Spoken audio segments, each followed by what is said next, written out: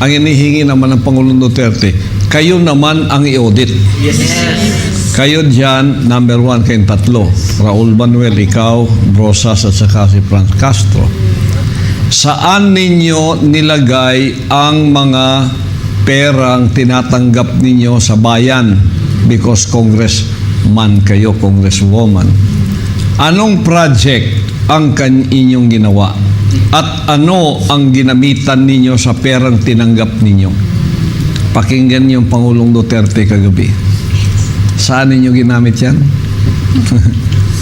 Oh, nako. Kayo naman ngayon ang magsabi kung saan. Kaya nihingi ng Pangulong Duterte sa inyo sa Kongreso is audit.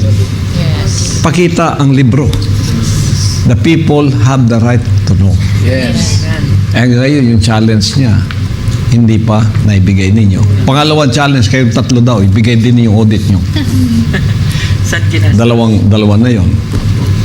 Sa Lunes, ay nako, Baka sino nang singilin? hindi ninyo alam kung anong mangyayari.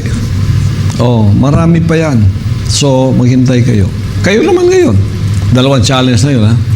Kayong tatlo, ipakita ninyo kung saan yung ginamit ang perang ginagamit ninyo from the Congress. Pera namin yan. Pera ng bayan yan. Ha? Pakita ninyo kung saan. I-audit lahat, pati resibo. Yung Congress, ganun din. Ang sinabi niya, wala pa rin. Hindi pa napakita yung libro. Hindi malimutan ng tao yun. Look at the comments. Audit. Naging kasabihan na nga ngayon audit eh. Wala nang marami pang daldalan. Audit. Pati resibo. Thank you for watching Heart Meal TV channel. Please subscribe my YouTube channel. Follow, like, comment and share.